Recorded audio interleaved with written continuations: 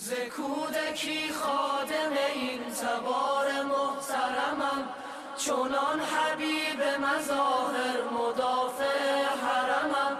به قصد حفظ حریم حرم به پا خیزم، کنار لشکر عشاق حسین هم قدمم. ز کودکی خادم این تبار محترمم، چونان حبیب مظاهر مدافع حرمم.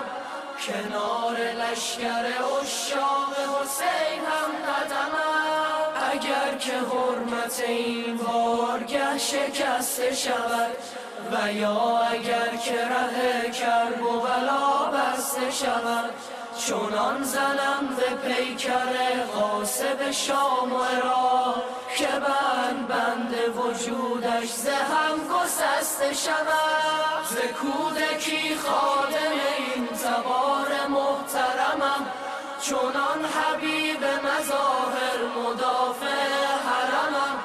کنار لشکر عشاق حسین هم قدمم. حکم دفاع از حرم ز شاه نجف دارم، به امر رهبرم هماره جان به کف دارم.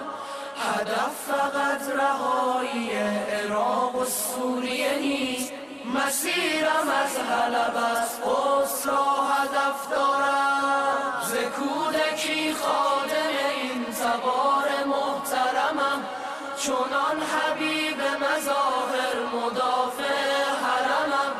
کنار لشکر عشاق حسین هم قدمم. نه غصه جدایی از یار و وطن دارم، به امر حق به راه دل کفن به تن دارم.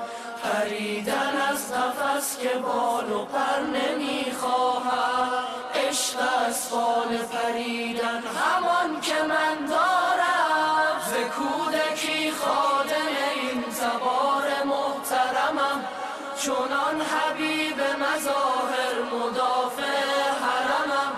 کنار لشکر عشاق حسین هم قدمم. ذکر لبم یا زینب به دلم واهمه نیست، پسرم جز زیارت حسین فاطمه نیست. خدا مرا از در این خانه جدا نکند، جدایی در این خانه مرا خاتمه نیست. خطوط قرمز دور حرم ز خون من است، چو برکم که مرگ من همان سکون من است. پیاده میروم ز مشهد الرضا تا شاه، حال کبوتر حرم حال کنون من است. ز کودکی خادم این تبار محترمم، چونان حبیب مظاهر مدافع حرمم. کنار لشکر عشاق حسین هم قدمم. ز کودکی خادم این تبار محترمم، چونان حبیب مظاهر مدافع حرمم. کنار لشکر عشاق حسین هم قدمم. کنار لشکر عشاق حسین هم قدمم. کنار لشکر عشاق